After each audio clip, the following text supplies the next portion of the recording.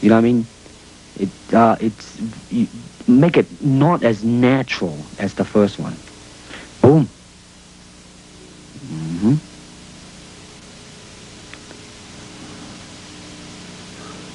You see now, when you do it right, man, when it touches, your left leg is all stretched out, and it's just an easy type of a thing.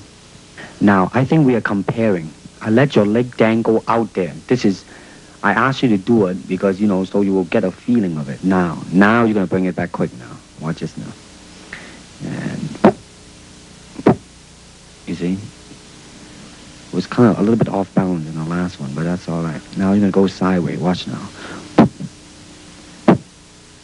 I like the second one better than the first one. There was more directional in it. Good. Here we go. One more time. And, no, too low. Second one's okay. See, it come back in one straight line. Here we go again. No. Oh. Now watch this illustration. You gotta exaggerate the bringing of the leg back, you see? Back. Okay, watch it again now. You see, exaggerate the pulling of the leg back. Make it look much more faster and more forceful. Watch this now. I like the naturalness of your kick. Watch this now. You see, at the end, there was really the feeling there, you know? Hey, good. Get the back jumping up and down. Hey, good. Once more.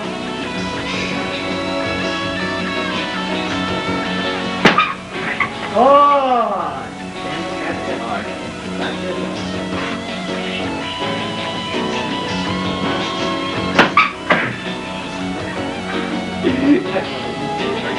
One more. Let's move everything. Really tight.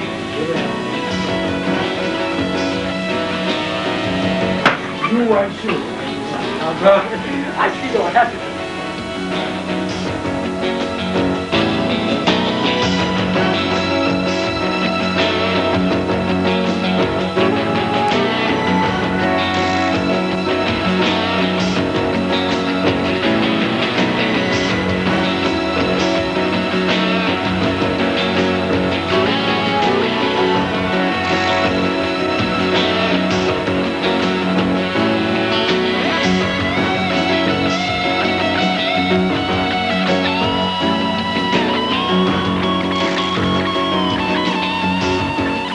How can I be so well coordinated?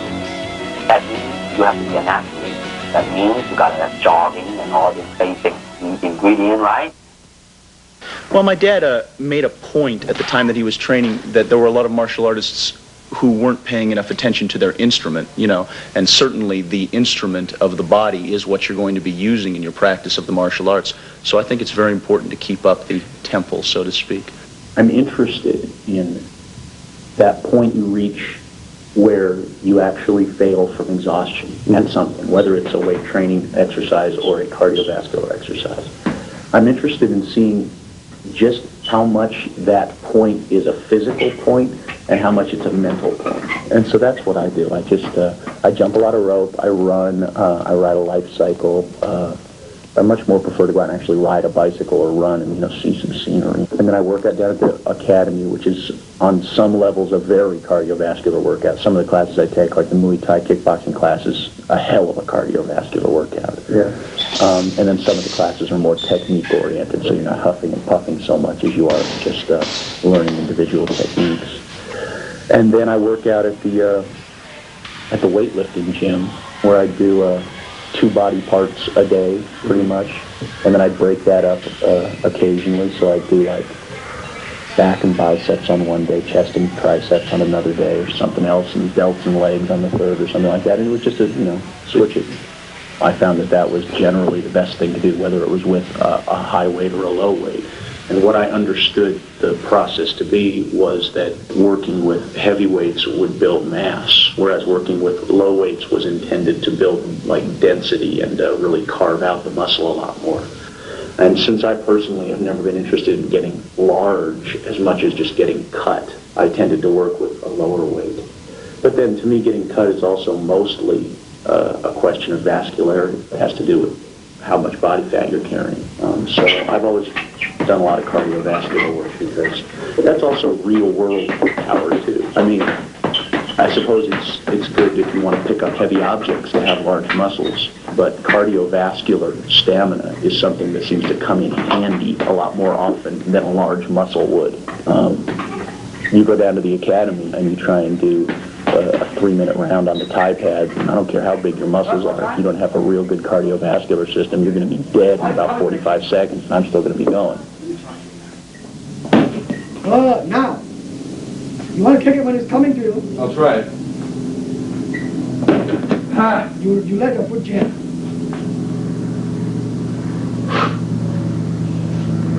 Drive the sucker. You're pushing. Okay, now Jim, go kick a bean back and give me the thrust the sucker to Kingdom Hub.